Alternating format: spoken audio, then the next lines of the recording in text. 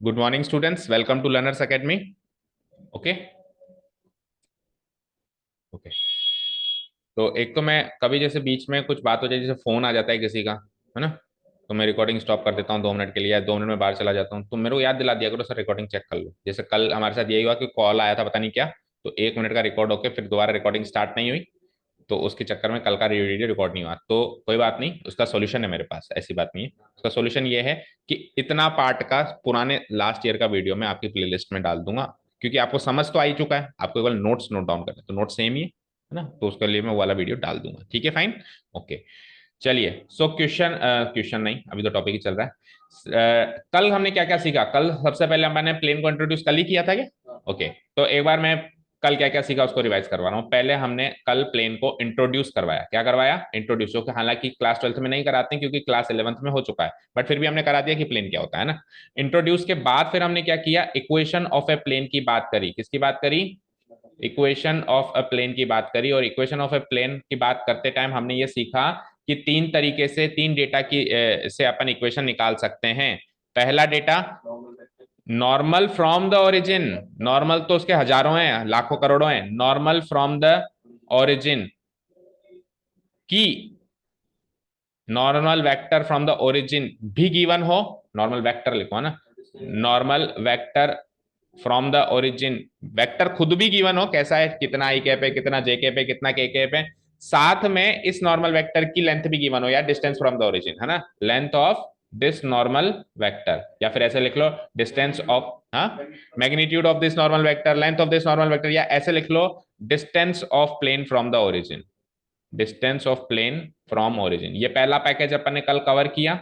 अभी क्या कवर किया वो भी बताते हैं, पहले दो नाम और लिख दूं मैं। दूसरा नाम बताओ, दूसरे में क्या करना है? वही नॉर्मल वेक्टर है, वही नॉर्मल वेक्टर है, पर ओरिजिन से नहीं है, पर ओरिजिन से नहीं है, एनी नॉर्मल वेक्टर है, साथ में and a point lying on the plane, and a point lying on the plane. तीसरा और आखिरी, 3 non collinear points lying on the plane, 3 non collinear points lying on the plane. ठीक है, समझ आया? ठीक है, अब अपन ने ये वाला टॉपिक तो कर लिया कवर। इस टॉपिक से इक्वेशन ऑफ प्लेन क्या बनती है जल्दी बताओ? R dot N cap equal to D, या फिर आर डॉट, हाँ, इक्वल 8.25, हाँ, R dot capital N vector equal to capital D. ठीक है, स्मॉल डी और कैपिटल डी में डिफरेंस इतना है कि अगर ये एक यूनिट वेक्टर आ जाता है तो हम ये कंक्लूड कर देंगे कि सामने वाली जो डी लिखी हुई है वो डी क्या है? मेरी डिस्टेंस फ्रॉम द ओरिजिन है। और नहीं आता है तो फिर इस केस में डी निकालने का तरीका है, ये जो कैपिटल डी दिख रहा है इसको एन के मैग्नीट्यूड से डिवाइड करके अपन अगर निकालना पड़ रहा है distance from the origin question में है, तो इस तरीके से अपन स्मॉल डी निकाल सकते हैं। इसकी कार्टेशियन फॉर्म बताओ जल्दी से। L X M Y N Z equal to D. ठीक है, और इधर आओ, और डी की भी वैल्यू है मेरे पास, वो भी रखो। डी की वैल्यू है जो फुट ऑफ द परपेंडिकुलर है, x1 y1 z1, foot of the perpendicular x1 y1 z1 का स्क्वायर का सम, x1 square y1 square z1 square. ठीक है, और इसका बोलो, इसका है, अब यहाँ पे एलिमेंट नहीं आएगा, अब यहाँ पे एबीसी आएगा क्योंकि वेक्टर एन आ गया ना, A X plus B Y plus C Z equal to capital D, equal to what? Capital D. Where, अब यहां से डी निकालना है आपको, यहां से डी निकालना है आपको, और स्मॉल डी निकालना है, मतलब तो यहां से स्मॉल डी निकालने के लिए क्या करेंगे? जो कैपिटल डी है इसको डिवाइड कर दूंगा मैं ए स्क्वायर प्लस बी स्क्वायर सी। ये 4 चीजें अपन ने कल सीखी, वेक्टर फॉर्म में ये 2 चीजें, और कार्टेशियन फॉर्म में ये अगेन 2 चीजें। Is this thing clear to you? ठीक है, ओके। अब normal vector and a point given हो, तो कल मैंने जब डिस्कशन कराया था तो पहले मैंने 3 नॉन कोलिनियर पॉइंट्स का डिस्कशन कराया था और बाद में इसको कराया था, लेकिन डेरिवेशन पहले उसका कराऊंगा। कारण है, उसका कारण है, उसका कारण यह है कि 3 नॉन कोलिनियर पॉइंट्स समझना तो आसान है कि कैसे, आप समझ गए। इसके इक्वेशन बनाने के लिए कुछ कॉन्सेप्ट सीखने पड़ेंगे जिसको अपन कहते हैं स्केलर ट्रिपल प्रोडक्ट। इसका नामो निशान नहीं आपकी बुक में, हालांकि वो यूज कर रहा है, लेकिन इतना सा नहीं कह सकता है कि इसको स्केलर ट्रिपल प्रोडक्ट बोलते हैं। आपको मैंने वेक्टर अलजेब्रा में बताया था, है ना। स्केलर ट्रिपल प्रोडक्ट समझना पड़ेगा। कोल प्लेनारिटी ऑफ टू लाइन समझनी पड़ेगी, कोप्लेनरिटी ऑफ टू वेक्टर समझना पड़ेगा, तब ही तीसरा वाला पॉइंट डिराइव हो पाएगा। तो डेरिवेशन के लिए दो चीजें तीन चीजें सीखनी है, इसीलिए पहले सेकंड निपटा देते हैं, उसमें कुछ सीखना नहीं है, ठीक है। तो normal vector and a point start कर रहा हूं मैं, करूं दूं स्टार्ट, कर दूं। ओके, आप सबने पनीर टिक्का खाया होगा, कल भी मैंने एग्जांपल दिया था। तो एक स्टिक के अंदर कुछ प्लेन्स या कुछ पनीर के पीसेस जो होते हैं स्टिक्ड होते हैं लाइक दिस। देखिए मान लो ये स्टिक है, स्टिक है ये, और ये एक पनीर का पीस, खाया है कि नहीं खाया, या देखा तो होगा, देखिए पीस, ठीक है। खाया है कि नहीं खाया, बोलो खुशी, खाया है, ओके। या फिर आजकल शादी पार्टी में जाते हैं तो स्टार्टर्स वो लेके आते हैं, पता नहीं क्या क्या फंसाया हुआ होता है उसमें, पनीर के पीसेस, ये सोयाबीन वगैरह, ठीक है। तो अब सुनो, ये तो है वो नॉर्मल वेक्टर, ये वो स्टिक तो है वो नॉर्मल वेक्टर जो सारे पनीर के पीसेस से परपेंडिकुलर है। तो अगर मेरे को केवल एक स्पेस में नॉर्मल वेक्टर मिल जाए तो उससे परपेंडिकुलर प्लेन तो लाखों करोड़ों हैं, अभी तीन तो मैंने बनाए, पर ये तो लाखों करोड़ों है कि नहीं है। बट अगर मैं वो पॉइंट ही फिक्स कर दूं जहां से वो पास हो रहा है, ये ए x1 y1 z1, वो पॉइंट ही फिक्स कर दूं x1 y1 z1, तो उस पॉइंट से पास होता हुआ तो वो यूनिक पनीर का पीस है, उससे तो वो ऊपर वाला और नीचे वाला पास नहीं हो रहा है ना। तो इससे साबित होता है कि अगर मुझे नॉर्मल वेक्टर गिवन है साथ में पॉइंट गिवन है तो एक यूनिक प्लेन डिफाइन हो सकता है। Is this thing clear to you? The topic name is equation of a plane when a point lying on the when a point lying on the plane is given and normal vector to the plane is given। याद रहे ये normal vector from the origin नहीं है, ये normal vector from the origin नहीं है। अगर ये normal vector from the origin होता तो मुझे इस पॉइंट की जरूरत नहीं होती यूनिकनेस को डिफाइन करने की, क्योंकि ओरिजिन से जाता हुआ नॉर्मल वेक्टर तो यूनिक प्लेन ही बनाएगा, ठीक है ना। लेकिन ओरिजिन से नहीं जा रहा है, कहीं पर भी है, तो बहुत सारे प्लेन्स बन सकते हैं इसे, ठीक है ना, ठीक है, ओके। अब मैं आता हूं नीचे, अब मैंने इस वाले प्लेन को पिक कर लिया, क्योंकि मुझे पता चल गया मुझे इस प्लेन की इक्वेशन बनानी है, इस ए पॉइंट से गुजरने वाली। अब इसको छोड़ो इसको छोड़ो, तो नीचे वाले स्क्रीन पे आप देखेंगे कि वो पिक हो चुका है, वो पिक हो चुका है। देखो इसको रीड आउट भी करते जाओ साथ के साथ। If we take a normal vector N and a unique plane perpendicular to vector N can not be defined, then a unique plane perpendicular to vector n cannot be defined because there can be infinite number of planes which are perpendicular to this vector n. But if we take a unique point x1 y1 z1 lying on the plane, then a unique plane can be defined, yes or no, which is perpendicular to this vector n। अब देखो आप कह रहे थे ना PDF बनाओ, ये बिल्कुल अच्छी अच्छी राइटिंग हैंड राइटिंग में लिखा हुआ है, लेकिन ये सेव करने के बाद इसकी हालत देखो। हालांकि पढ़ने लायक है ये, बट ये थोड़े से अक्षर ऑटोमेटिक टेढ़े मेढ़े कर देता है ना इसके। तो अगर मैं पीडीएफ बनाऊंगा ना तो ये सी ऐसे दिखाई देगा, ए उसके ऊपर आ रहा है, ऐसे मैंने बना के देखी थी। So it is not possible, तो better to note down from the video, okay. Unique plane can be defined perpendicular to vector N और पासिंग थ्रू दिस पॉइंट, इस पॉइंट से और वेक्टर एन से अब एक यूनिक प्लेन डिफाइन हो सकता है। पहले तो अपने डिस्क्रिप्शन दिया कि क्यों पॉइंट की जरूरत है, समझ में आई, अब पॉइंट की जरूरत समझ में आ गई, अब डिफाइन कर दो। डिफाइन करने के लिए ये यहाँ पे हालांकि नीचे लिखा हुआ है, बट मैं चाहता हूं आपको स्क्रीन क्लियर करके बताऊं। चलो लेट्स क्लियर द स्क्रीन, क्योंकि डेरिवेशन बड़ा इंपॉर्टेंट होता है। देखो भाई देखो, this is a 3D space, this is a 3D space, yes और no, okay. Let's draw X axis, Y axis, Z axis. Let's draw a plane, plane बना दूं, लेट्स सी, ये है मेरा प्लेन, ये X axis Y axis X axis से दूर है, हवा में, याद रखना ना, तब मैंने कलर चेंज किया ताकि आपको 3D इमेजिनेशन हो पाए, ठीक है। अब सुनो क्या क्या गिवन है आपको बेटा, एक तो गिवन है normal vector, normal vector given है। अब नॉर्मल वेक्टर कहीं भी हो सकता है, तो यहां पर वो नॉर्मल वेक्टर गिवन है परपेंडिकुलर। नॉर्मल वेक्टर क्या होता है, परपेंडिकुलर होता है, सबको पता है, ओके। अब क्या करें, अब सुनो, एक पॉइंट भी तो गिवन है, एक पॉइंट भी तो गिवन है, तो वो पॉइंट मान लो यहां पर है ए, x1 y1 z1 given point है, पी एक्स वाई जेड तो आर्बिट्रेरी माना जाता है इक्वेशन बनाने के लिए, अभी तो गिवन पॉइंट्स की बात हो रही है, x1 y1। अच्छा पिछले केस में मैं कंपैरिजन भी करते हुए जा रहा हूं, पिछले केस में x1 y1 z1 foot of the perpendicular था, क्या था, एन वेक्टर का, जहां पे वो जाके टकरा रहा है एन वेक्टर के स्केलर कंपोनेंट से, क्योंकि एन वेक्टर क्या जा रहा है, ओरिजिन से जा रहा है, तो उसके scalar components he foot of the perpendicular होंगे।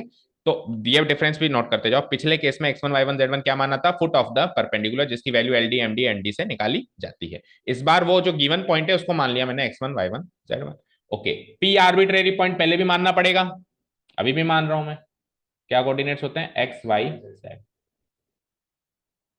ठीक है।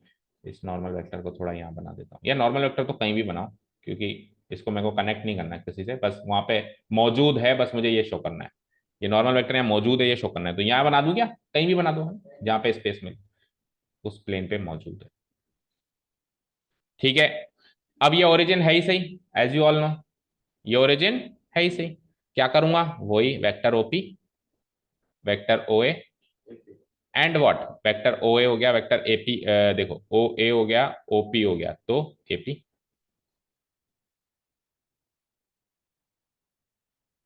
ठीक है। अच्छा सुनो, ये जो वेक्टर ओ ए है ना, इसको शॉर्ट में लिख देता हूं सिंगल लेटर में, वेक्टर ए।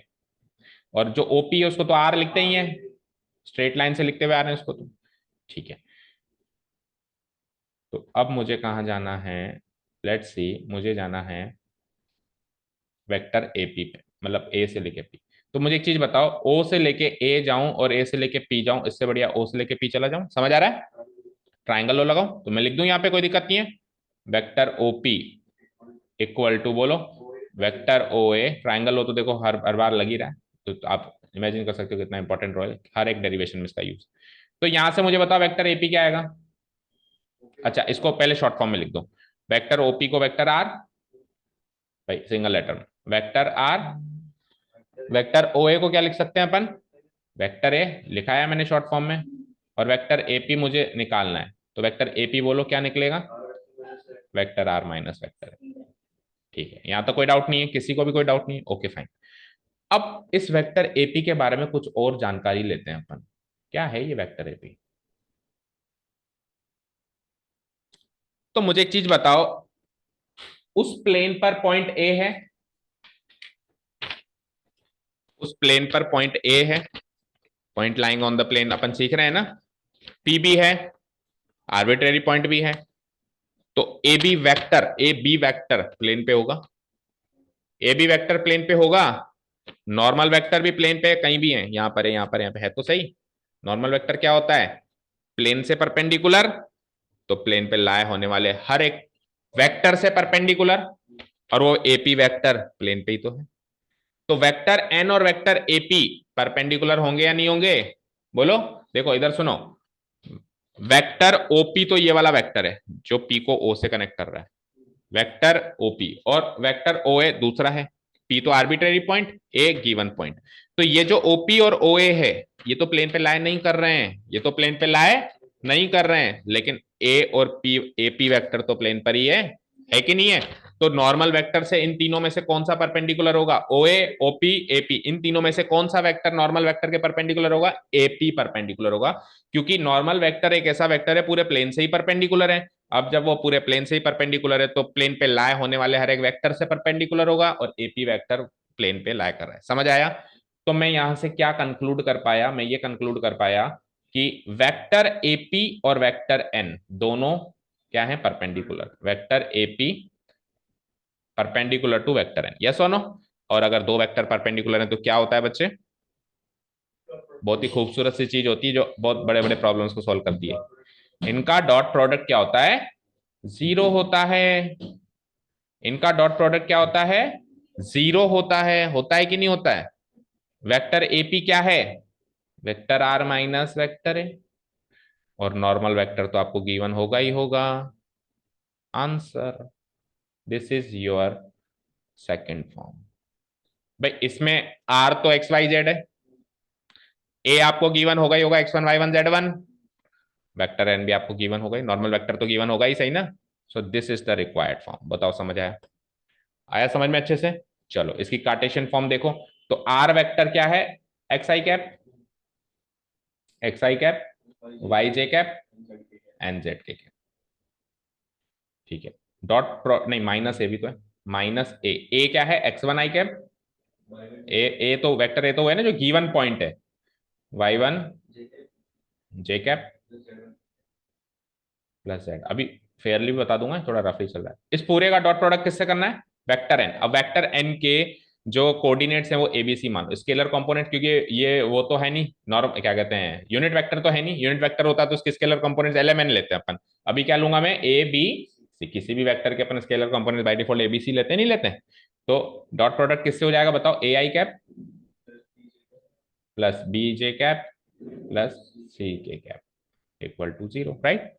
अब डॉट प्रोडक्ट करना है तो देखो आई कैप यानी x minus x one multiplied by A, ठीक है, y minus Y one multiplied by B and z minus Z one multiplied by C.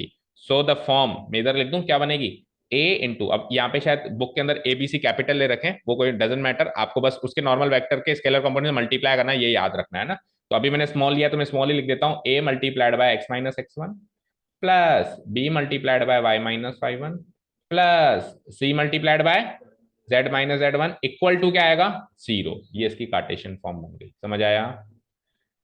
Difference क्या है पिछली फॉर्म में, पिछली फॉर्म कैसी थी, मतलब पिछली फॉर्म में नॉर्मल फॉर्म कैसी बनती थी, A X plus B Y plus C Z, लेकिन उस केस में जीरो नहीं आता था, कुछ डी आता था, और इस केस में क्या होगा, 0। यानी कि एक ऐसी फॉर्म, सुनो ध्यान से, एक ऐसी फॉर्म इक्वेशन ऑफ प्लेन मेरे को दिखाई दे जिसमें आरएचएस में तो क्या हो 100% 0 हो, और एलएचएस में तीन ही टर्म्स हो, एलएचएस में तीन ही टर्म्स हो। हाँ, कांस्टेंट टर्म इन्हीं में छुपी हुई है, जो a into x minus x one, अगर मैं को गुणा करूं ना, a इंटू एक्स माइनस, तो इन सबका मर्ज होकर कांस्टेंट टर्म नहीं लेगी, तो वो कांस्टेंट टर्म छुपी हुई है इन्हीं के अंदर। इस फॉर्म में कोई इक्वेशन गिवन है तो वहां पे जो अंदर माइनस हो रहा है x one Y one Z one, वो तो point lying on the plane है, और जो एबीसी बार मल्टीप्लाई हो रहा है उसके नॉर्मल वेक्टर के स्केलर कॉम्पोनेंट्स हैं। फॉर एग्जाम्पल मैंने आपको एक इक्वेशन दी कि एक इक्वेशन ऑफ प्लेन है। अच्छा, एक प्लेन को अपन पाए से डिनोट कराते हैं, जैसे लाइन को एल से डिनोट कराते हैं, तो इक्वेशन प्लेन को अपन किससे डिनोट कराते हैं, इसका नाम रख दिया पाए, पाए वन पाए टू पाए थ्री, ठीक है ना। तो एक पाए नाम का कोई प्लेन है, इक्वेशन दे रहा हूं ध्यान से सुनना, 3 into x minus five plus 7 into Y minus नहीं Y plus one plus minus 6 into 10 minus Z equal to 0। तो ये इक्वेशन अगर आपको गिवन है तो आप कंपेयर करके बता सकते हैं उस प्लेन पर कौन सा पॉइंट लाया कर रहा है, उसका नॉर्मल वेक्टर के स्केलर कंपोनेंट्स क्या है। नॉर्मल वेक्टर के तो 3 7 और -6 गलत, z माइनस कहाँ है, 10 माइनस जेड है, बस यही गलती कराता है।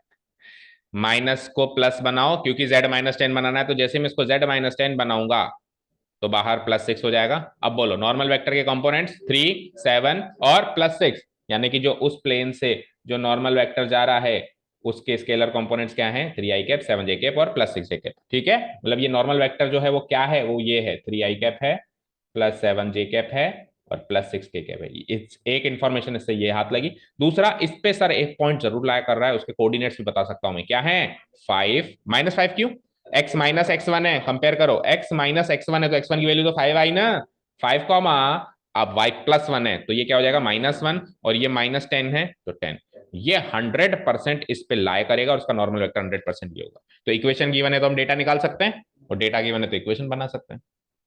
बोलो खुशी, एनी डाउट्स। मैं वाइंड अप कर रहा हूँ इस टॉपिक को और फिर अगले टॉपिक पे चल रहे हैं। So if you feel any doubts you can ask.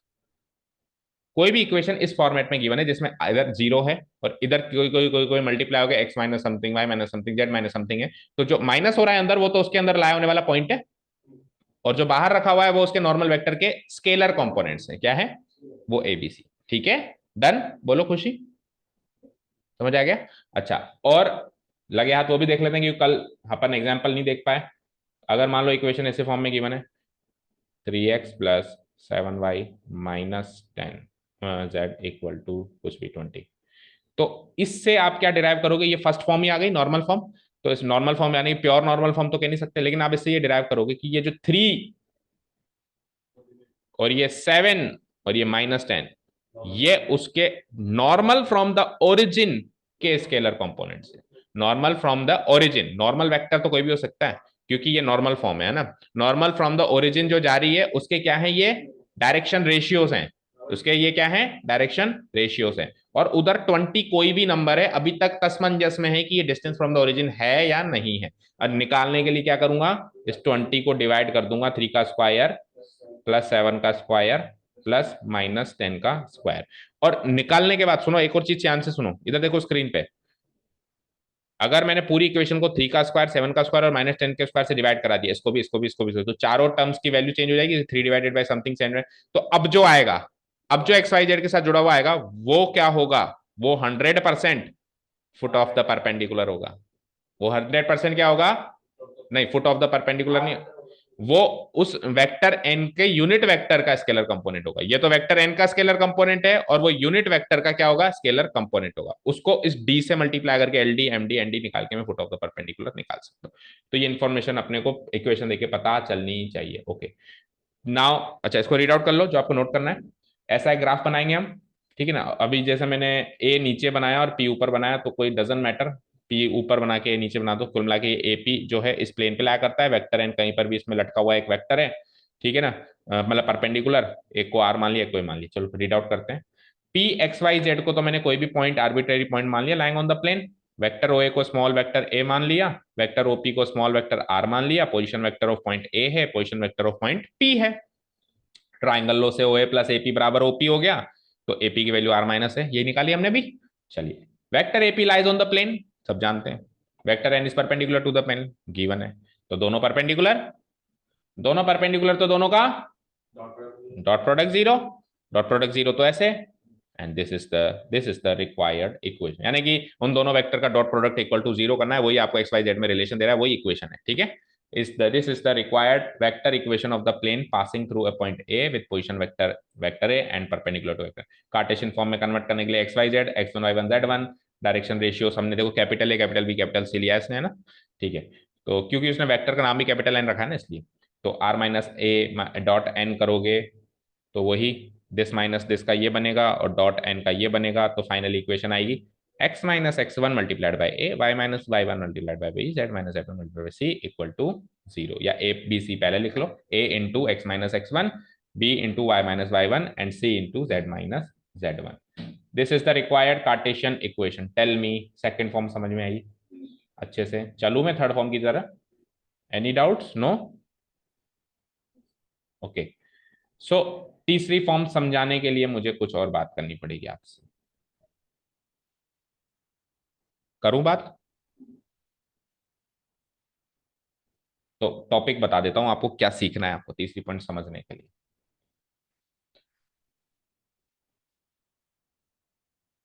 सबसे पहले तो आपको यह सीखना पड़ेगा स्केलर ट्रिपल प्रोडक्ट, हालांकि आप जानते होता क्या है, ठीक है।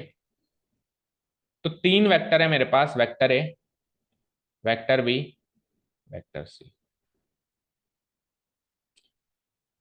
इनको कुछ इस तरीके से अरेंज किया जाए कि दो का क्रॉस प्रोडक्ट का आंसर तीसरे के डॉट प्रोडक्ट के साथ किया जाए। जैसे बी क्रॉस सी कर दूं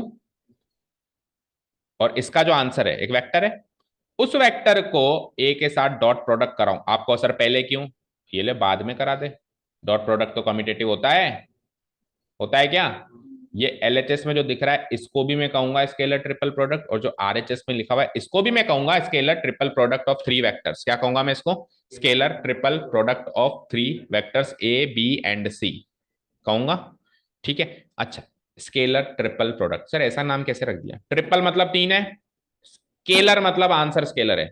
ए डॉट बी क्रॉस सी करो या b cross c dot a करो, आंसर क्या है? स्केलर। तो इसको क्या कहते हैं? Scalar triple product. अब एक टॉपिक और होता है वैसे, वेक्टर वेक्टर ट्रिपल प्रोडक्ट। उसका मैंने आपको बताया था कि आरबीएससी की बुक में वेक्टर अलजेब्रा के चैप्टर में स्केलर ट्रिपल प्रोडक्ट का भी एक्सरसाइज है और वेक्टर ट्रिपल प्रोडक्ट का भी एक्सरसाइज है, बट इस बार दोनों ही नहीं है।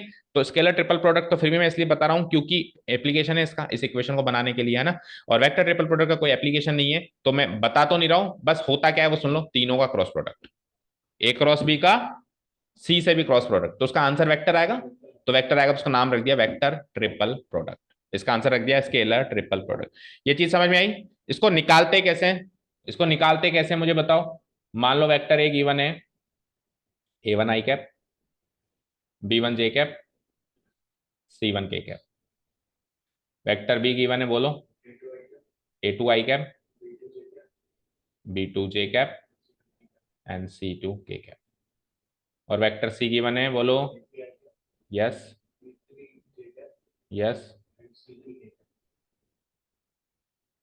अगर मैंने आपको दो तीन टॉपिक समझा दिए जैसे स्केलर ट्रिपल प्रोडक्ट और कोप्लानरिटी, जो आपके कोर्स में भी ऐसे नहीं कि एक्स्ट्रा सिखा रहा हूँ, तो तीसरी फॉर्म आप खुद ही बना दोगे। आप कहोगे सर अब तो तीसरी फॉर्म हम खुद ही बनाने लायक हो गए, आपको हिंट मिलता जाएगा अच्छा ऐसे बन रही। मान लो तीन प्रोडक्ट, तीन वेक्टर्स हैं और आपको क्या निकालना है? इनका स्केलर ट्रिपल प्रोडक्ट निकालना है। क्या होता क्या है वो? A dot B cross C होता है। क्या होता है वो sir? A dot B cross C होता है। तो वेक्टर अलजेब्रा चैप्टर में भी बताया था मैंने, फिर से बता रहा हूँ। इसको निकालने के लिए हमको कुछ नहीं करना होता बेटा, एक डिटरमिनेंट बनाना होता है 3/3 का। आई जे के नहीं लिखो, सीधे ए के लिख दो, A1 B1 C1, क्योंकि अल्टीमेटली तो वेक्टर ए के स्केलर कंपोनेंट से मल्टीप्लाई हो रहा है, A2 B2 C2 A3 B3 C3। और क्योंकि स्केलर चाहिए, क्योंकि ये स्केलर ही आएगा, चेक कर लो, ये स्केलर ही आएगा, क्योंकि ये 9 के 9 स्केलर कंपोनेंट्स ही तो हैं, ये जो अंदर 9 एलिमेंट्स हैं, ये 9 के 9 नंबर ही तो है, न्यूमेरिक वैल्यूज ही तो है।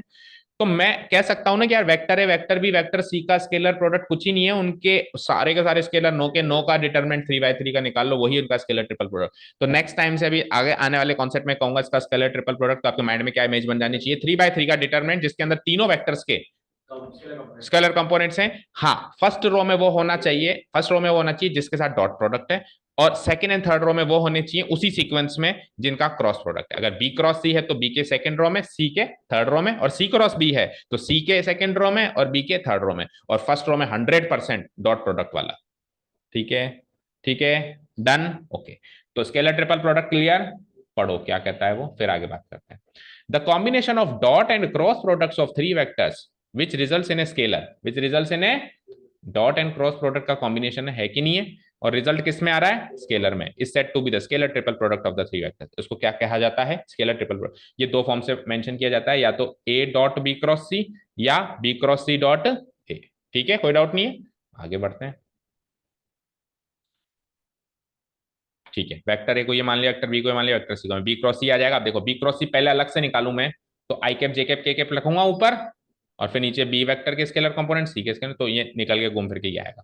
जब मैं ए डॉट से ए का डॉट करवाऊंगा इससे, तो A1 मल्टीप्लाई होगा आई कैप के कंपोनेंट से, मतलब ये ए का जो A1 है वो किससे मल्टीप्लाई होगा, इससे, A2 से होगा और C2 से होगा। तो इस पूरी बात को अगेन शॉर्ट करके मैं लिख सकता हूं कि आप सीधे 3/3 का ही डिटरमिनेंट बना लो, ये लो साहब, ये लो साहब, this is the simplest form, ये सिंपलेस्ट फॉर्म है of the scalar triple product of the three vectors A b n. यही बात अभी मैंने कही। So scalar triple product clear to you, और नोट्स में क्या नोट डाउन करना है, स्क्रॉल कर दिया मैंने।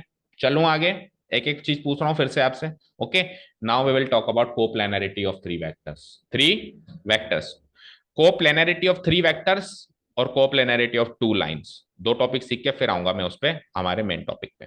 कोप्लेनरिटी ऑफ थ्री, टू और मोर वेक्टर्स और लाइंस। देखो हेडिंग तो है कोप्लेनरिटी ऑफ टू, और मेन हेडिंग तो कोप्लेनरिटी ऑफ टू और मोर वेक्टर्स और लाइंस, उसमें भी सब हेडिंग है, सबसे पहले वेक्टर्स और फिर लाइंस। तो वेक्टर्स के केस में थ्री वेक्टर्स कहूंगा, क्यों, क्योंकि दो वेक्टर से पास होने वाला तो हमेशा एक प्लेन बन ही सकता है, बन सकता है ना, ठीक है ना। लेकिन एक्चुअली यहाँ पे बात यह है, सुनो, एक्चुअली यहाँ पे बात यह है, सुनो मेरी बात, कि वेक्टर ऑलरेडी गिवन है, तो आपको चेक करनी है कोप्लेनरिटी।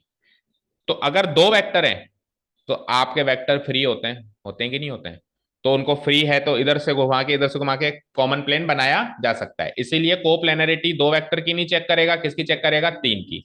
और लाइन में दो लाइंस की ही कोप्लेनरिटी चेक करी जाएगी, क्योंकि अंतरिक्ष में दो लाइनें हमेशा, अगर इक्वेशन गिवन है कि इसकी लाइन ये है, इसकी इस लाइन की इक्वेशन ये, तो उन दोनों से कॉमन प्लेन हमेशा नहीं बनाया जा सकता, तो उसमें दो लाइंस की कोप्लेनरिटी चेक होगी। ठीक है, ये बात क्लियर है। चलो अब शुरू करूं मैं कोप्लेनरिटी ऑफ थ्री वेक्टर्स। ठीक है, सुनो ध्यान से। अब इमेजिन करो बेटा, ये एक प्लेन ये एक प्लेन है इसमें तीन वेक्टर हैं, कितने, वेक्टर ए, वेक्टर बी, कहीं पर भी है, मैंने थोड़ा ना कहा कि एक दूसरे से जुड़े हुए हैं क्या, वेक्टर सी है।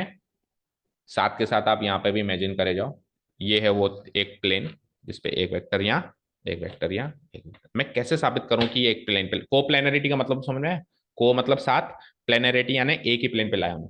तो तीन वेक्टर का एक ही प्लेन पे लाया होना कैसे साबित किया जा सकता है, ये तीन प्लेन है, तीन वेक्टर है।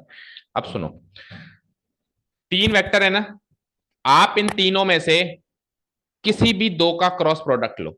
क्या कहा मैंने, किसी भी दो का क्रॉस प्रोडक्ट लो। तो मैं सपोज करो बी और सी का क्रॉस प्रोडक्ट लेता हूं, तो आप कहोगे सर बी और सी का क्रॉस प्रोडक्ट करने के लिए आपको बी और सी के इनिशियल पॉइंट को मिलाना पड़ेगा। तो कोई बात नहीं, आपके पास फ्री वेक्टर है या नहीं है ये, तो आप इसको पैरेलली डिस्प्लेस करके यहां ले गए, सी को इसके पास ले गए, तो इस सी इसके पास कुछ ऐसा दिखाई दे रहा है, बोलो, पैरेलल है दोनों।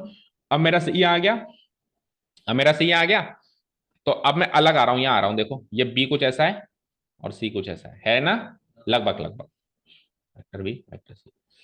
तो मुझे एक चीज बताना बेटा, बी क्रॉस सी क्या होगा? बी क्रॉस सी इन दोनों से परपेंडिकुलर एक वेक्टर होगा क्या? होगा। एक वेक्टर जो इससे भी परपेंडिकुलर है और इससे भी परपेंडिकुलर है, ऐसा वेक्टर होगा, बोलो। या इसके अंदर बना देते हैं, बी क्रॉस सी कुछ ऐसा वेक्टर होगा सर, ऐसे, इससे भी परपेंडिकुलर, इससे भी। तो बी क्रॉस सी अगर एक ऐसा वेक्टर होगा जो बी से भी परपेंडिकुलर है, सी से भी परपेंडिकुलर है, तो बी और सी जिस प्लेन पे लाया कर रहे हैं उस प्लेन से परपेंडिकुलर है, यानी ये जो प्लेन दिख रहा है इससे परपेंडिकुलर है या नहीं है? तो इस प्लेन से परपेंडिकुलर ये वाला वेक्टर, तो ये वाला वेक्टर वेक्टर ए से भी परपेंडिकुलर है कि नहीं है? तो इन दोनों का डॉट प्रोडक्ट जीरो होगा, किस किस का? ए वेक्टर का और बी क्रॉस सी का, जो ये नॉर्मल वेक्टर निकला है बी क्रॉस सी, इन दोनों का, ये दोनों परपेंडिकुलर है, तो इन दोनों का डॉट प्रोडक्ट जीरो होगा, किस किस का? इस वेक्टर ए का और बी क्रॉस सी का। क्या जीरो होगा? डॉट प्रोडक्ट जीरो होगा। ये क्या दिख रहा है? ये क्या दिख रहा है? क्या बोलते हैं इसको? Scalar triple product. इसका मतलब है तीन वेक्टर्स का अगर स्केलर ट्रिपल प्रोडक्ट जीरो आता है तो उनको एक प्लेन पे लाए होना ही पड़ेगा, और अगर नहीं आता है तो नहीं होगा, वाइसी वर्सा है। यानी कि अगर तीन वेक्टर्स एक प्लेन पे लाया करेंगे तो 100% उनका स्केलर ट्रिपल प्रोडक्ट जीरो होगा। या उल्टी बात कहूं, अगर तीन वेक्टर्स का स्केलर ट्रिपल प्रोडक्ट जीरो है तो उनको एक प्लेन पे लाए करना ही पड़ेगा, क्योंकि आप तीन में से कैसे भी कॉम्बिनेशन ले लो, इन दोनों का क्रॉस प्रोडक्ट लेके इससे डॉट कर रहा हो तभी भी जीरो आना चाहिए, इन दोनों का क्रॉस प्रोडक्ट लेके उससे डॉट कराओ तभी भी जीरो आना चाहिए, इन दोनों का क्रॉस प्रोडक्ट लेके उससे जीरो कराओ तो भी, उससे डॉट कराओ तो भी आंसर क्या आना चाहिए? जीरो आना चाहिए। समझ आया ना भाई? ए डॉट बी क्रॉस सी क्या आएगा? जीरो आएगा, आएगा ना रिलेशन। तो हमने इस प्रोसेस को स्टार्ट कैसे किया? हमने इस प्रोसेस को स्टार्ट किया तीनों को कोप्लेनर मान के। रिजल्ट क्या निकला? A dot B cross c equal to zero. हमने कोप्लेनर माना तो रिजल्ट ये निकला। इसका मतलब है अगर हम पहले ये चेक कर लें तो कोप्लेनरिटी चेक की जा सकती है, हम पहले जीरो चेक कर लें, यानी कि हम डिटरमिनेंट बना लें भैया 3/3 का, तीनों वेक्टर के स्केलर कंपोनेंट्स अरेंज कर दें ए बी सी।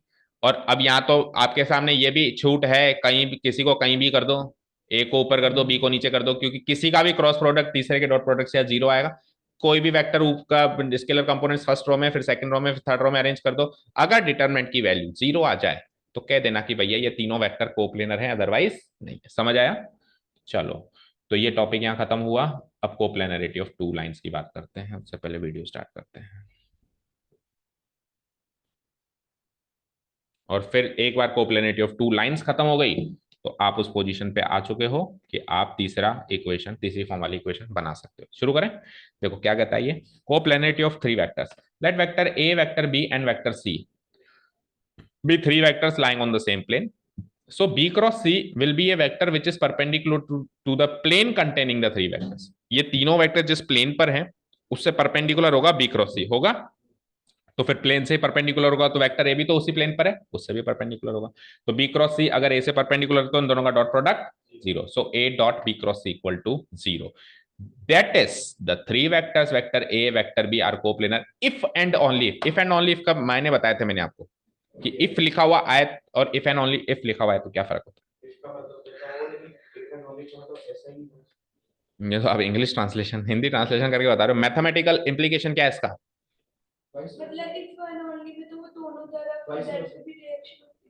देखो, इफ का मतलब क्या होता है, चलो पहले बात देसी भाषा में बात करते हैं कि इफ का मतलब है कि ये काम होगा अगर वो काम होगा, इफ वो काम हुआ तो ये काम होगा।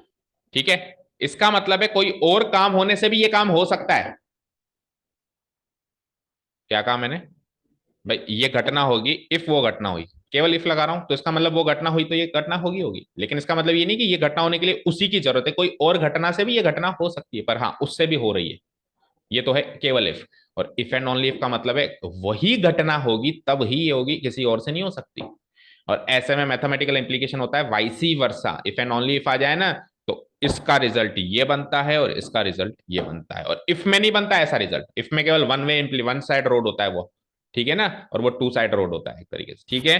तो क्या लिखा है, if and only if the scalar triple product of these three vectors is zero, अगर इन तीन वेक्टर्स का स्केलर ट्रिपल प्रोडक्ट जीरो है, केवल और केवल तभी वो एक प्लेन पे लाया करेंगे, नहीं तो नहीं करेंगे। So coplanarity of three vectors is clear to you, आएगी नहीं एग्जाम में, आएगी कोप्लेनरिटी ऑफ टू लाइंस, क्या आएगी, टू लाइंस। बट समझने के लिए तो ये भी समझना पड़ेगा ना, अब कोप्लेनरिटी ऑफ टू लाइंस की बात कर रहा हूं, अगेन बनाओ प्लेन और दो लाइन बना दो, ये है मेरा प्लेन। मैं जानबूझ के पैरेललोग्राम फॉर्म में बनाता हूँ ताकि आपको इमेजिन हो पाए 3D में, है ना।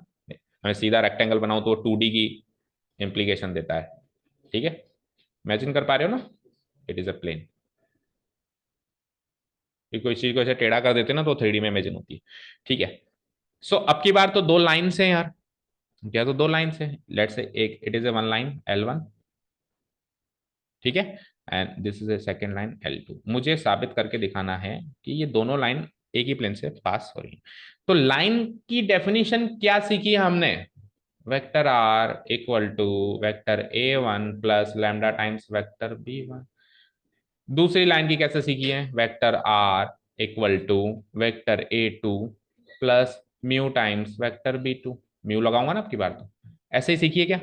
अब सुनो, वेक्टर B1 वेक्टर B2 क्या है यहाँ पे बता दो जल्दी से। वेक्टर B1 तो इस वेक्टर L1 से पैरेलल एक वेक्टर है, और vector L2 vector vector B2 vector line L2 से पैरेलल एक वेक्टर है, यस और नो, है ना।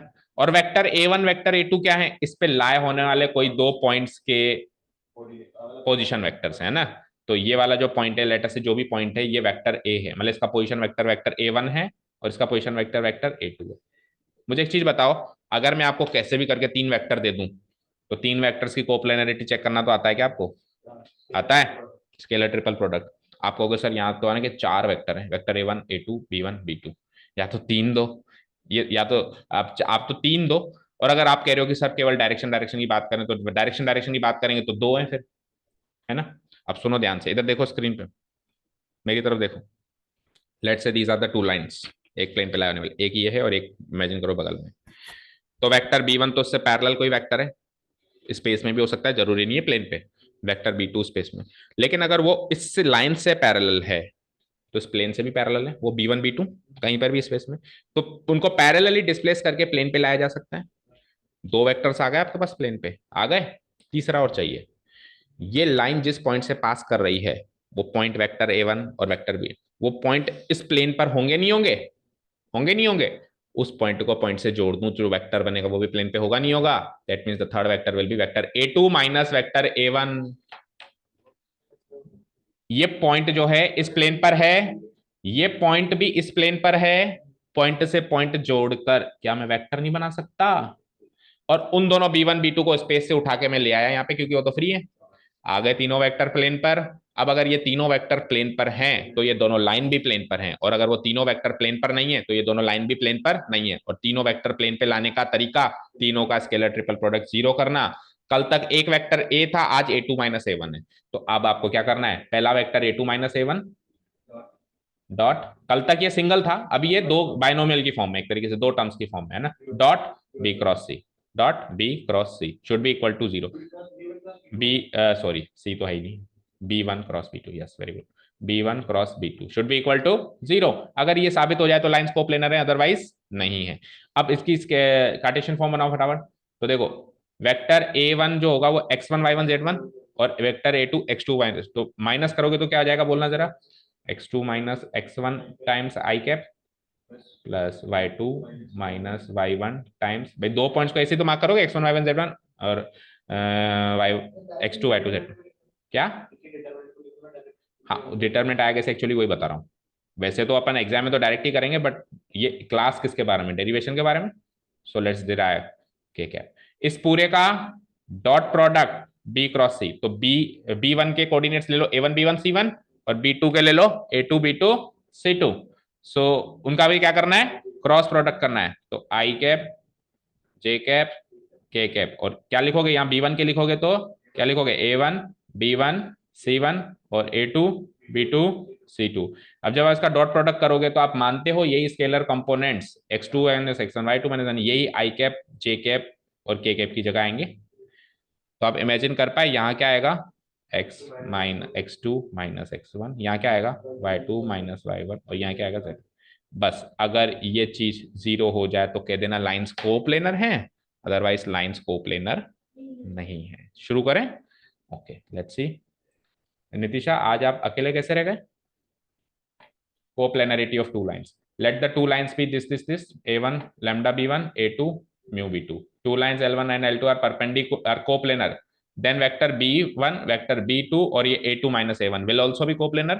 ये तीन वेक्टर कोप्लेनर कर दो, यानी इन तीनों वेक्टर का स्केलर ट्रिपल प्रोडक्ट क्या कर दो, the scalar product triple product of these three vectors will be 0। Scalar triple product ऐसे ही करते हैं। तो ये तो हो गई कार्टेशियन फॉर्म, कोप्लेनरिटी चेक करने की कार्टेशियन फॉर्म हो गई है ना।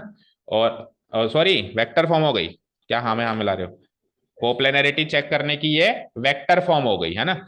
हाँ अब कार्टेशियन फॉर्म करने के लिए तीनों को चेंज किया मैंने, तो कार्टेशियन फॉर्म में आपको लाइंस ऐसे देगा, आपको क्या देगा एग्जाम में, लाइंस चेक करवाएगा भी कोप्लेनर है या नहीं है, तो आपको लाइंस कार्टेशियन फॉर्म में ऐसे ही देता है। बोलो और कैसे देता है, आप क्या कर लोगे, x2 - x1 y2 - y1 z2 जाए, ये तो पहली रो में अरेंज कर दोगे, a1 b1 c1 ये दूसरी रो में अरेंज कर लोगे, और a2 b2 c2 चुरा के तीसरी रो में अरेंज कर लोगे, और डिटरमिनेंट बना दोगे। अगर 0 आया तो लाइंस, ये दोनों लाइंस l1 l2 कोप्लेनर है, अदरवाइज नहीं है।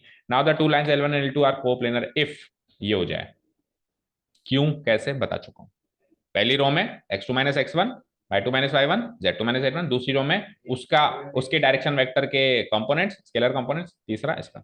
ठीक है समझे। अच्छा एक चीज आपने नोटिस करी, लाइन की जब जब अपन डायरेक्शन की बात करते थे तो उसके पैरेलल वेक्टर की बात करते थे ना। लाइन में जो वेक्टर b1 या वेक्टर b2 आ रहा है वो उससे पैरेलल वेक्टर है, लेकिन प्लेन की डायरेक्शन उसके नॉर्मल वेक्टर से डिसाइड हो रही है, उसके परपेंडिकुलर वेक्टर से डिसाइड। यानी प्लेन के इक्वेशन में वेक्टर n रखा हुआ है ना, तो उसकी डायरेक्शन तो बता रहा है, लेकिन एक्चुअली वो वेक्टर एन उस प्लेन से परपेंडिकुलर है। और लाइन की इक्वेशन में जो वेक्टर बी दिखा हुआ है वो उसकी डायरेक्शन तो बता रहा है, लेकिन वो उससे पैरेलल है। लाइन की इक्वेशन में पैरेलल का सहारा ले रहे हैं अपन, और प्लेन की इक्वेशन में नॉर्मल यानी परपेंडिकुलर का सहारा ले रहे हैं। ठीक है चलो अब मुझे बताओ, आप 3 पॉइंट से पास होने वाले प्लेन की इक्वेशन बनाने के काबिल हुए कि नहीं हुए। अच्छा पहला क्वेश्चन बोर्ड एग्जाम 2019 में आया था, why can't we draw a unique plane passing through 3 collinear points. 3 collinear point से हम वो लाइन बन जाएगी। तो आंसर इज, जो आपको एग्जाम में लिख के आना है, बेस्ट पॉसिबल आंसर जो किसी बच्चे ने दिया था, the 3 collinear points will make a straight line, right. Now if the plane passes through 3 collinear points, it means that the plane passes through that straight line containing the 3 collinear points, और एक straight line से पास होते हुए तो infinite planes बने। Now there can be infinite number of planes passing through a straight line, so there will be infinite number of planes passing through 3 collinear points. ये इसका answer हो गया। तो यानी कि आपको 3 नॉन कॉलिनियर पॉइंट्स ही बनाने पड़ेंगे। अब देखो ये बहुत ही सरल सी चीज है, इसको यहीं पे देखो, अलग से नहीं बना रहा हूं मैं। देखो बेटा ये प्लेन है, इमेजिन कर पा रहे हो 3D में,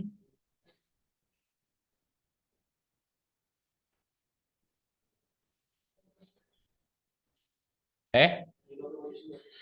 अब आपको 3 पॉइंट्स गिवन है, a b c, lying on the plane, lying on the plane.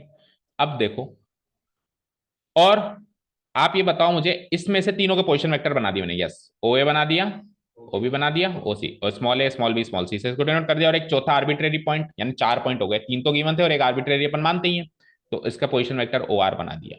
4 vector आ गए मेरे पास, वेक्टर आर, वेक्टर ए, vector B, vector C. Clear, clear, okay. इनमें से किसी भी दो को मिलाकर अगर मैं वेक्टर बनाऊं, मतलब किसी भी एक पॉइंट को पकड़ लो, जैसे ए को पकड़ लिया, वेक्टर ए बी बनाओ, वेक्टर ए सी बनाओ, वेक्टर ए बी बनाओ, क्या कहा मैंने, किसी भी एक पॉइंट को पकड़ लो। जनरली क्वेश्चन में से अपन पहला पॉइंट उठाते हैं, उसको पकड़ के वेक्टर ए बी बनाओ, वेक्टर ए सी बनाओ, वेक्टर ए पी, आर तो उसका पोजिशन वेक्टर है। सुनो इधर देखो, स्क्रीन पे मेरी तरफ देखो, 3 पॉइंट्स हैं इस पे, 1 2 3, चौथा मैंने मान लिया, चौथा मैंने मान लिया। एक पॉइंट को तो फिक्स कर दिया पहला, उससे ए बी, उससे ए सी, और उससे ए पी। क्या ये 3 वेक्टर बने भाई? 4 पॉइंट की कॉम्बिनेशन से 3 वेक्टर बने, ये 3 वेक्टर इसी प्लेन पर है क्या? तो इन तीनों वेक्टर का स्केलर ट्रिपल प्रोडक्ट 0 कर दूं, इक्वेशन बन जाएगी। समझ गए, इक्वेशन बन जाएगी। और क्या कर दूंगा मैं, वेक्टर ए पी का dot product vector A b cross vector a c equal to 0 रख दो, तो क्या बन जाएगी, आपकी इक्वेशन बन जाएगी। यही आपकी रिक्वायर्ड इक्वेशन है। यानी कि शॉर्ट में लिखें तो वेक्टर ए पी क्या है, वेक्टर ए पी एक्चुअली बोलो vector are minus vector A, vector are minus vector a है। वेक्टर ए बी क्या है, vector b minus vector a है, और cross product vector a c क्या है, vector c minus vector a है। तो कहने का मतलब है एक जिसको फिक्स करो उसी को सब में से माइनस करो। जैसे ए फिक्स कर दिया तो आर में से भी ए जा रहा है, बी में से भी ए जा रहा है, सी में से भी जे। किसी ने कहा सर मैं बी फिक्स कर लूं, बी को घटाते, फिर सब में से बी को ही घटाना और फिर सब में से सी को ही घटाना। ठीक है ना, अगर सी को फिक्स करता है तो समझ आया। देखो क्या कहता है ये फिगर बना ही दोगे आप, है ना। ठीक है ना, देखो ये चीज मैंने इसलिए बनाई है, नॉर्मल वेक्टर एक्चुअली इसका, देखो इधर ए बी क्रॉस ए सी, ये दोनों वेक्टर इस प्लेन पे लाया कर रहे हैं, तो इनका नॉर्मल वेक्टर ये होगा ए बी क्रॉस ए सी, और ये नॉर्मल वेक्टर इस वेक्टर ए पी के परपेंडिकुलर होगा, होगा ना, इसके भी ये परपेंडिकुलर होगा, तो इससे भी इसके भी ये परपेंडिकुलर होगा, तो इस वेक्टर ए पी और ए बी क्रॉस ए सी वाले वेक्टर का डॉट प्रोडक्ट में क्या कर दूंगा, जीरो कर दूंगा। ठीक है, okay. So the conclusion is let the points A तो ले लिया x1 y1 z1, b ले लिया x2 y2 z2, और c ले लिया x3 y3 z3, b the three non-collinear points lying on the plane, and the point p x y z be any arbitrary point lying on the plane। तो position vector तीनों के मान लिए मैंने, चारों के, vector A, vector B, vector c, vector p. Applying triangle law a B A C A p, किसी एक पॉइंट को फिक्स करके ट्राइंगल लो से तीनों वेक्टर निकालो। जैसे ए को फिक्स कर दिया ना, A B A C A P, तो B minus A, C minus A, R minus minus एक ही होना चाहिए तीनों पॉइंट्स में से। ठीक है, अब ये तीनों वेक्टर्स जो हैं a B A c lie on the same plane, यानी कि वो कोप्लेनर है, कोप्लेनर है तो उनका स्केलर ट्रिपल प्रोडक्ट क्या हो जाएगा, जीरो। तो ऐसे लिख दूंगा मैं a p dot a b cross a, तो यही आपकी वेक्टर इक्वेशन है। या फिर इसको सिंगल लेटर में लिखें तो वेक्टर आर माइनस, ये वाली नीचे वाली कह सकते हो आप, है ना, क्योंकि तीन पॉइंट्स के नाम ए बी सी रखेगा सफिक्स थोड़ा ना, तो ये जरूर कह सकते हो आप, है ना। Vector are minus vector a dot product, एक बड़ा ब्रैकेट लगाना और अंदर दोनों का क्रॉस प्रोडक्ट करना। ठीक है, इंपॉर्टेंट थिंग इज दैट कि माइनस एक ही पॉइंट का पोजीशन वेक्टर होना चाहिए हर बार, ए तो ए, बी तो बी और सी तो सी, और इक्वल टू क्या रख देना, जीरो। तो ये चीज याद रखो कि आखिरी की दो फॉर्म्स में आरएचएस में जीरो आता है और पहली फॉर्म में आरएचएस में डी आता है। ठीक है ना, ये याद करने का तरीका। This is the required vector equation of a plane passing through three non collinear points. Cartesian form में बस चेंज करना है आपको, कार्टेशियन फॉर्म तो आपको वैसे बनानी आती है। आर माइनस ए करूंगा तो x माइनस एक्स वन आई cap, y minus Y one z cap, और इनका क्रॉस प्रोडक्ट करेंगे तो ऊपर i cap j cap k cap, और नीचे b माइनस है यानी x2 minus x one, y two minus Y one, z two minus Z one, और c माइनस a के स्केलर कंपोनेंट्स यहाँ लिखूंगा तो x3 minus x one, y three minus Y one, z three minus Z one, और ultimately क्या कर दूंगा, इनको उठा के आई cap j cap k cap की जगह पुटअप कर दूंगा। एक 3x3 का डिटरमिनेंट बना देते हैं ना अपन, तो स्केलर ट्रिपल प्रोडक्ट में सिंपल सी बात है। तो ये आ गई आपकी, क्या क्या कहोगे इसको, Cartesian equation of a plane passing through three non collinear points. Minus एक ही चीज हो रही है वो चेक कर लो बस, क्या, x1 y1 z1। देखो इसमें से भी x1 y1 z1, इसमें से भी x1 y1 z1, इसमें से भी x1 y1 z1। ऊपर तो x y z arbitrary points, नीचे दूसरे वाले पॉइंट के कोऑर्डिनेट्स, नीचे तीसरे वाले पॉइंट के। अब इसका आंसर x y z में आएगा नहीं आएगा, सोचो। ये सारे तो नंबर्स हैं, x1 y1 z1, ये पूरे के पूरे नंबर्स हैं, ये पूरे के पूरे सब नंबर्स हैं केवल एक्सेप्ट दिस। तो इसका जो भी आंसर आएगा यहाँ पे एक्स वाई जेड की कोई फॉर्म बनेगी, उसको इक्वल टू जीरो करेंगे तो इक्वेशन बनेगी, इक्वेशन बनेगी ना, एक एक्स की टर्म होगी, एक वाई की टर्म होगी, एक जेड की टर्म होगी, कांस्टेंट टर्म होगी और इक्वल टू जीरो होगा ना ऐसा। ये आपको बिलीव भी होना चाहिए कि इससे इक्वेशन बनेगी, क्योंकि सब नंबर्स हैं एक्सेप्ट एक्स वाई जेड। ठीक है, ठीक है ना, done. So that is it. ये हमने आज तीनों फॉर्म्स कवर कर ली हैं बेटा। तो कल आती सबसे पहले तो मैं एक छोटा सा आपका ओरल टेस्ट लूंगा, तीनों फॉर्म्स की वेक्टर फॉर्म पूछूंगा, तीनों फॉर्म्स की कार्टेशियन फॉर्म पूछूंगा। अभी तक के नोट्स कंप्लीट करो, और फिर कल अब एक्स्ट्रा चीजें सारे के सारे एक ही क्लास में कवर करने की कोशिश करेंगे। बचता क्या क्या है, जल्दी आओ, बचता क्या क्या है। एक चीज बचती है, एंगल बिटवीन टू प्लेन्स। सुन लो भाई, ओरली सुन लो, एंगल बिटवीन टू प्लेन्स बचता है, angle between a line and a plane बचता है। नोट करते चलो, अगर इनकेस कल मैं कुछ बोलूं तो आप याद दिलाना। बैठो बैठो, बस उठ ही रहे हैं तो। एंगल बिटवीन टू प्लेन्स बचता है, angle between a line and a plane बचता है। ठीक है, shortest distance between a point and a plane, और shortest distance between two planes. ठीक है, और एक और चीज बचती है, a third plane passing through the intersection of two given planes. दो प्लेन से टकरा रहे हैं, जैसे मानो ये किताब है, एक प्लेन ये है, एक प्लेन ये है, दोनों टकरा रहे हैं, इससे पास होने वाला तीसरा प्लेन जा रहा है, उसकी इक्वेशन निकालना। ये भी हम कल सीखेंगे, ये दो तीन चीजें कल सीखेंगे। Thank you so much for listening to us, have a nice day, keep learning and